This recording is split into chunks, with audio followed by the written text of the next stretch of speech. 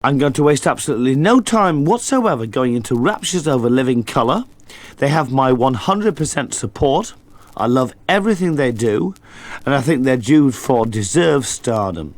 The following conversation was done in Manchester, England. It's completely unedited, because I think to edit something like this would be absolute sacrilege. It's rough, and it's ready, but nevertheless it's entertaining, and it's extremely informative. One of the bands to have most impressed me this year has got to be Living Colour. Their music is vibrant, in-depth and articulate in every sense of the meanings. And I'd like to welcome Vernon, Corey and Buzz as well. Welcome to England. Hey. Hello. Hi there. First time you've been up to Manchester. First time in Manchester. very Yes. first. Lovely sunny Manchester. Yeah. Aren't you lucky? I suppose everybody's opening phrases has been, wow, fancy, a heavy rock black band. I mean, you must be getting sick and tired and bored to the back teeth of all that lot. And in effect, actually, I mean, Living Colour is not a heavy metal band at all. I mean, it's a hard rock band. Yeah. Yeah. And the band members again are Vernon Reid. Were you the founder of the band? Yeah. Right, sorry, yeah. And you were English born. Born in London, yes. Right. In Paddington. My parents are from the West Indies. Yeah. And they came to England in the 50s. I was born here in the 50s, and I grew up in Brooklyn. Yeah. Corey Glover, Yeah. born and raised in Brooklyn. Yeah. Right. Yeah.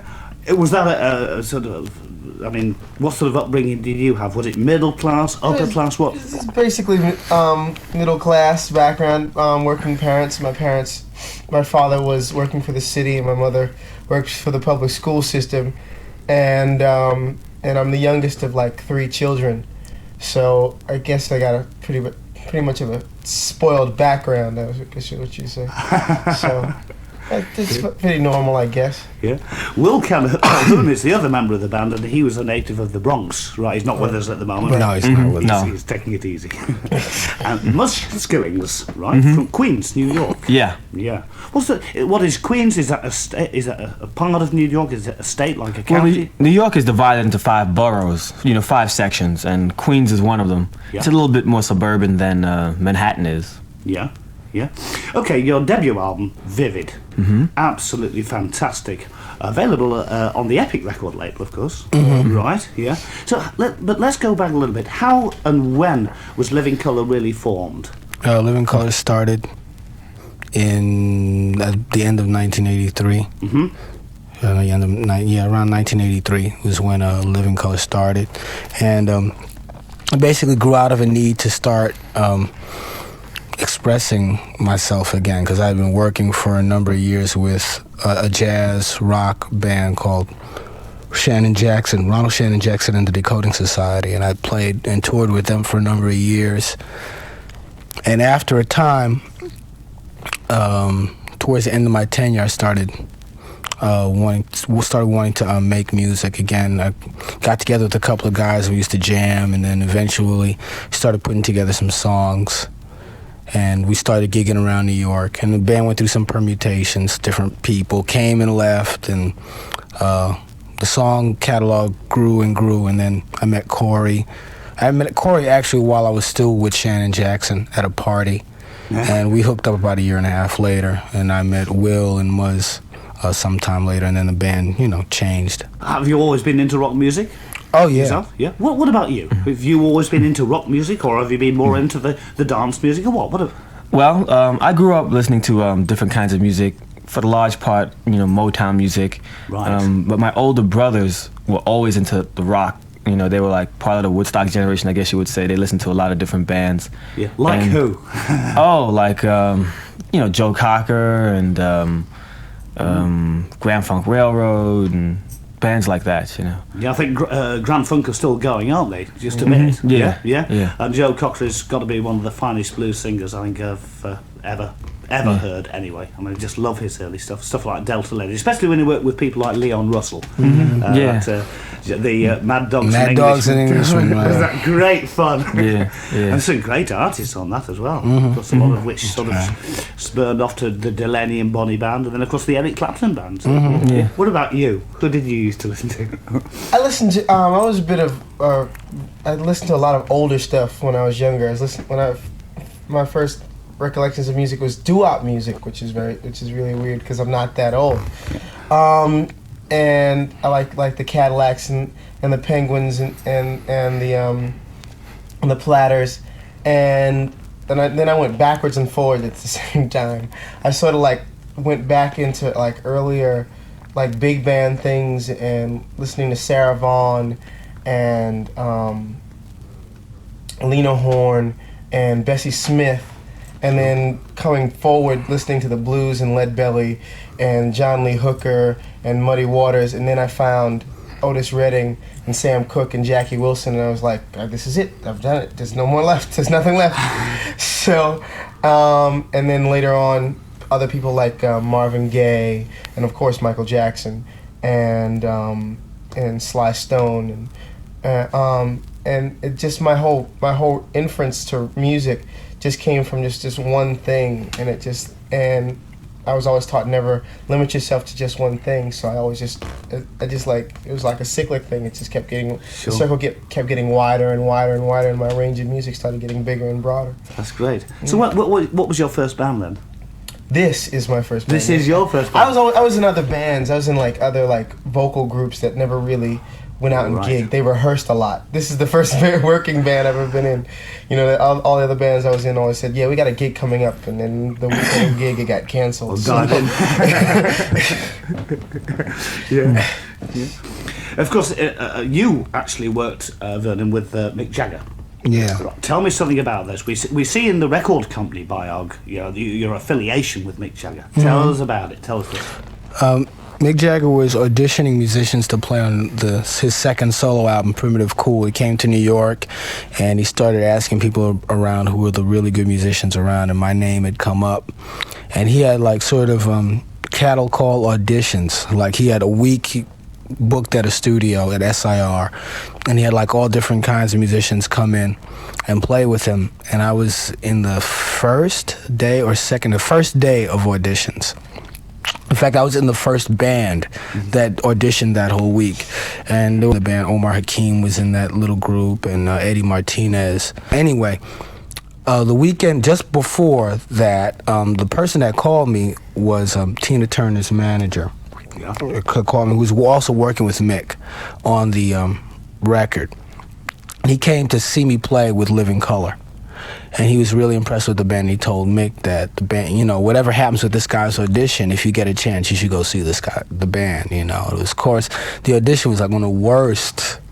I mean, it was really, the amp they gave me was terrible, and the whole way the music, it was, we won't go into details, but it was a real trip. But anyway, Mick said, hey, I heard that your band is really good, and I'm going to try and come and see you. So about 2 weeks later, he came to CBGB's with Jeff Beck.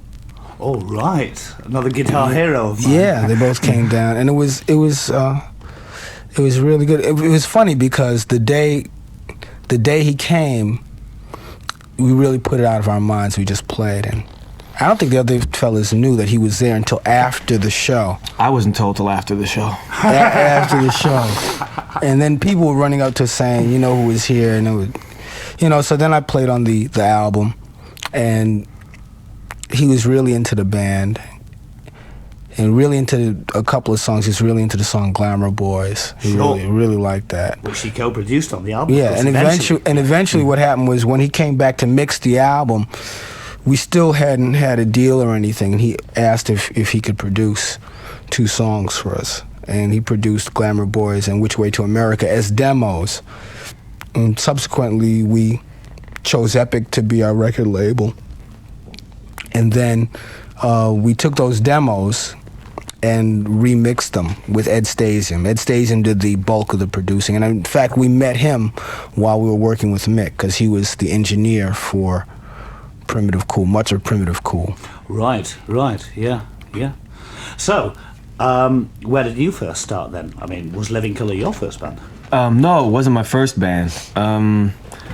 Actually, my very first band, I believe, might have been a power trio. I was in this power trio called White Crane. There was a couple of really good guitarists in my neighborhood, and this one guy insisted that he was going to play, rock music. His name was Cliff Monroe, and the drummer's name was Kenneth Smith. And we went around the neighborhood playing various gigs. I think we may have gotten one gig, and it was like the gig we got was in Maspeth, Queens. If you know anything about Maspeth, they have nothing up on Howard Beach. Oh yeah, we played in Maspeth, Queens, and the people, it was for a lodge, and the people's faces were like, "What are these guys doing?" Oh yeah. But that was one of the first bands that I remember being. I was in a couple of bands. Started a fusion band, as a teenager, playing at block parties with dance bands, here and there. I eventually went on to school to study music and broaden my horizons, so to speak. Of course, they have that in America, don't they? We don't really have it in this country. I mean, if you get a music scholarship, you get it from school. You don't sort of get it, I mean, you all right, you might go to the Manchester School of Music or something like that, or the London School of Music. But you do that from school. It's on a scholarship scheme. Right. In America, it's different. America give musicians much bigger opportunities. Well, I don't know if they give them a bigger America. opportunity so much as it is there's just a lot there. There's a large musical community. Yeah, it's a large musical community, especially in New York. I think it's also weird because making it in music, there's so many different routes because they have specialty schools that deal with music and art. A lot of people went to M&A, and you went to M&A? I went to a offshoot of a public school program called Talent Unlimited, whereas you would, if you really wanted to pursue a career or pursue something in performing arts, you went to the school to study musical theater or drama or choral music or fine arts or musicianship.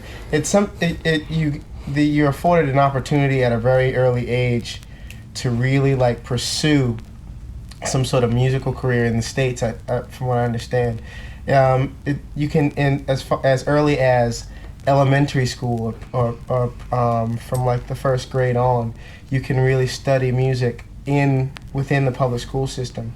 It's there for you. That's great. Yeah. Although it may not be your kind of But music, it's playing the clarinet or playing the recorder, when you're in third grade. But it's a start. It's kind of odd too because a lot of people that I grew up with, the colleagues, didn't go to really specially. I mean, a lot of musicians that I know that are really good didn't really. It's like a mixed thing. Like Muzzy went to music college. Sure.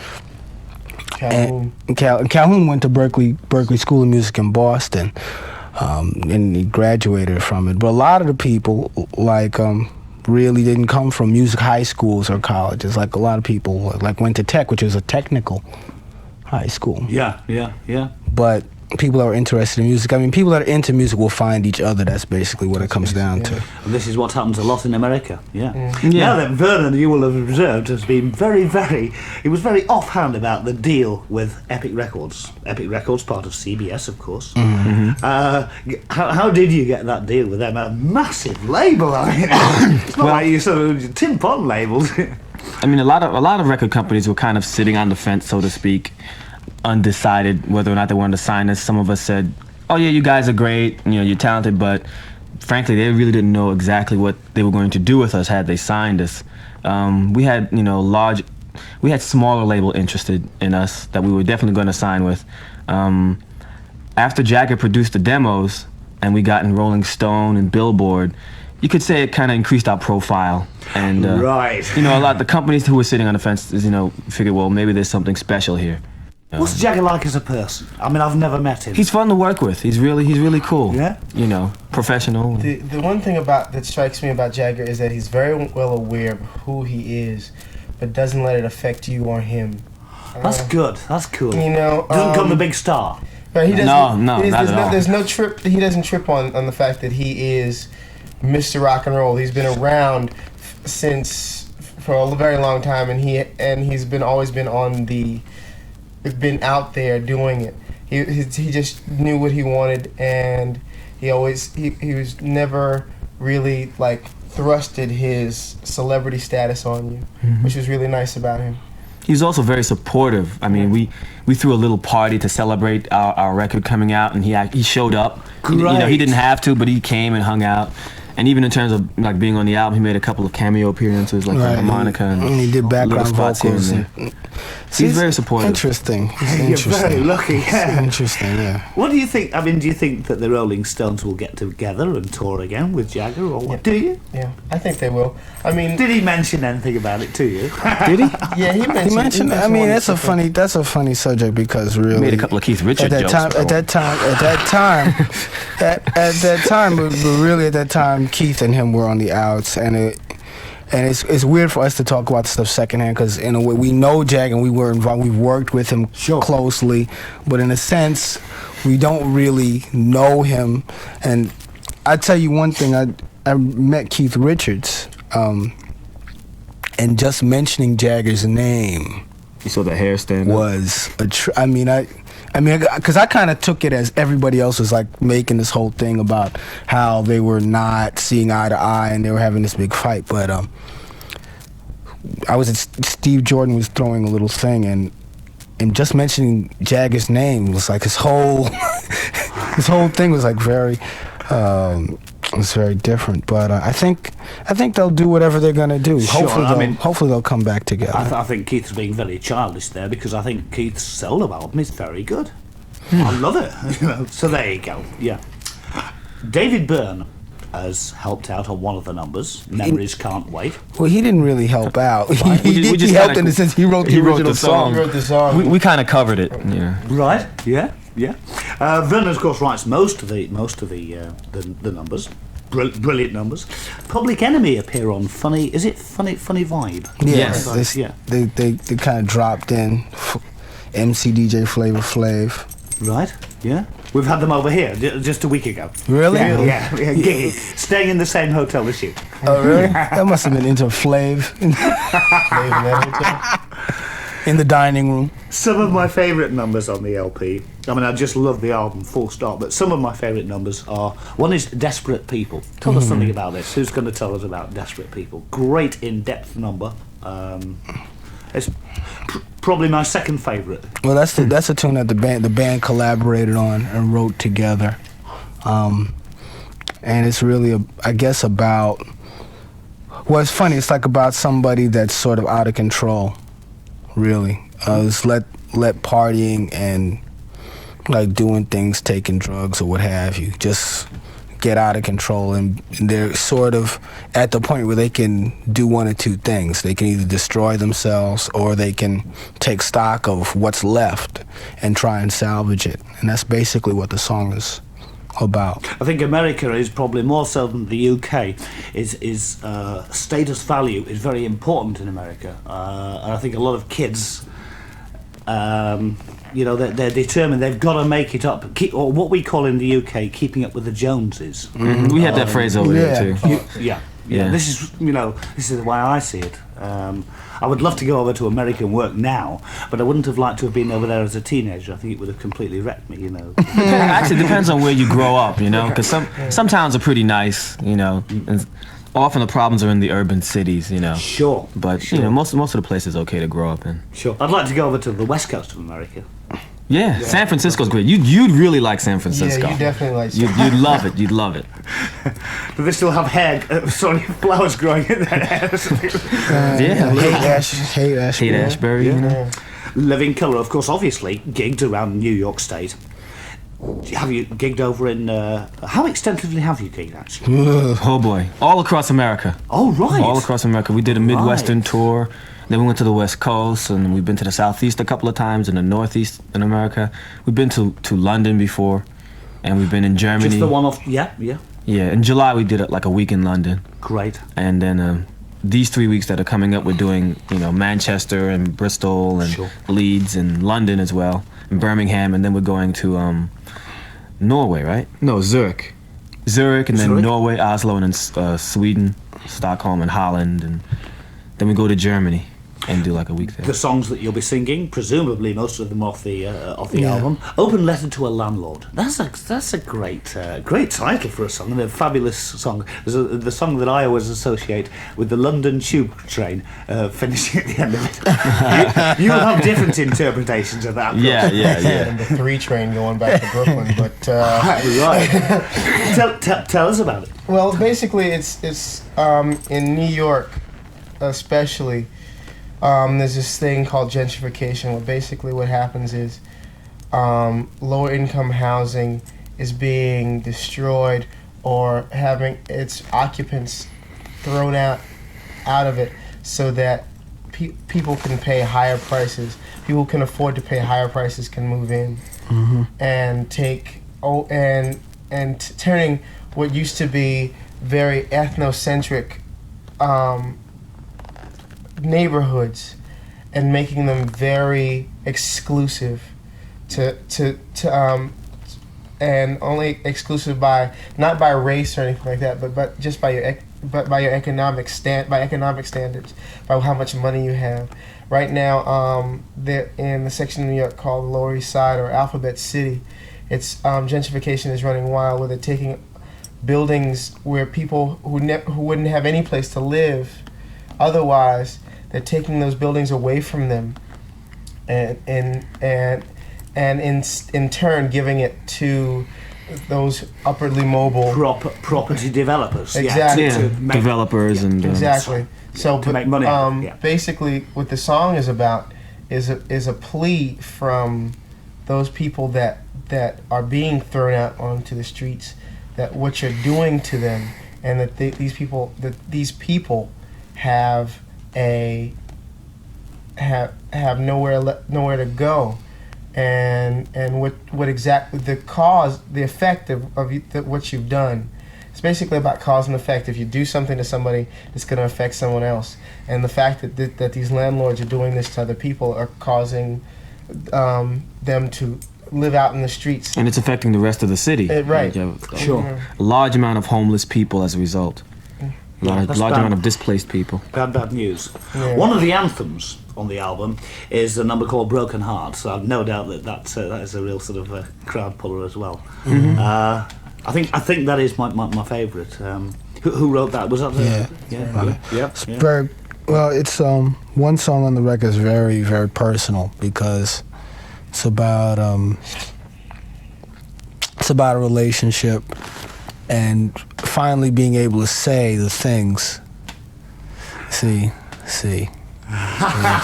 Y'all can't see it, but they're like playing air violin, the two of these guys, while I'm saying this, but it's just about saying finally what couldn't be said at the time. Yeah. So, CBS... Was that air harp? I couldn't figure out what the hell CBS have been very, very supportive, haven't they? Yes, I mean, they really they've been have. great. I mean, they put up good big bread.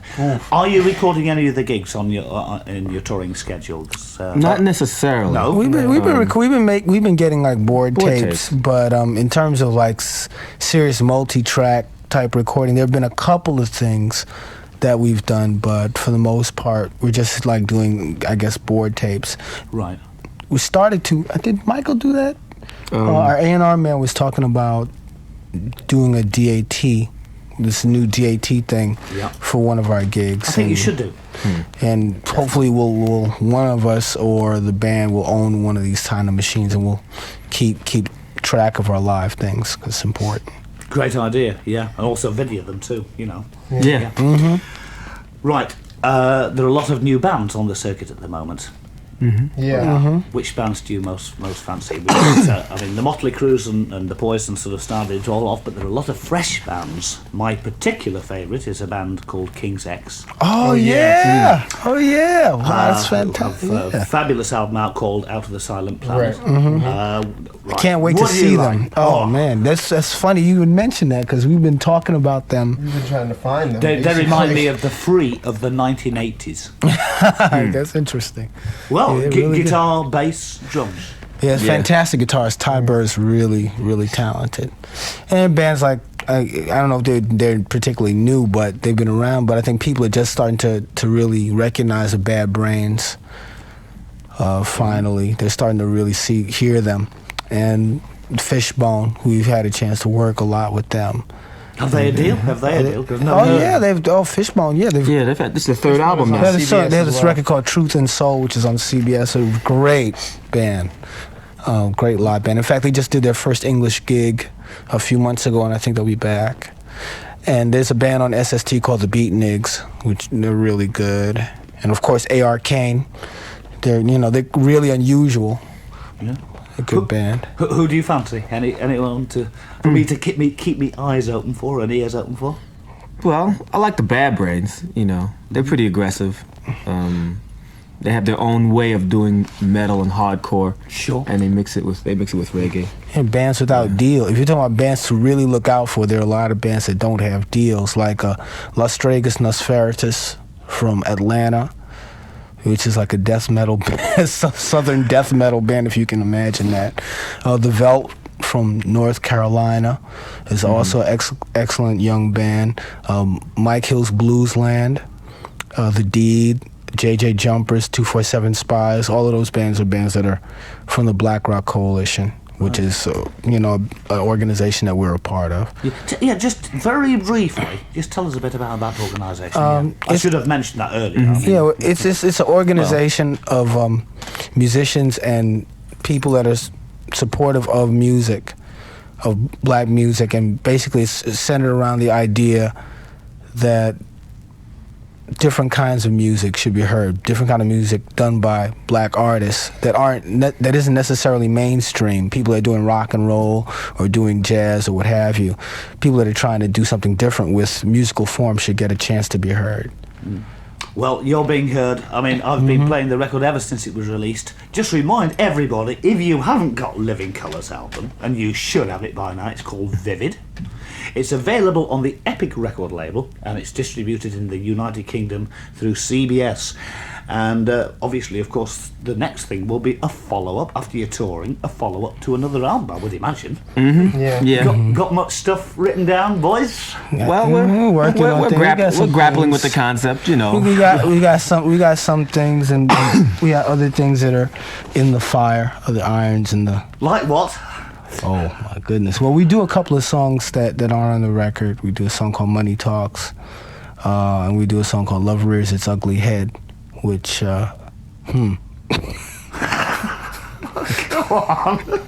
gets a pretty reasonable, I don't want to talk favorable about it. response from the audience. Especially the way Corey Ladies and sings gentlemen, it. the story you're about to hear is true. Now listen, Corey's The so names have been convincing. changed to protect. Basically, the song is about Love Rears Its Ugly Head is about some Wait, person who move up to the mic. There you go. I'm not. Shush.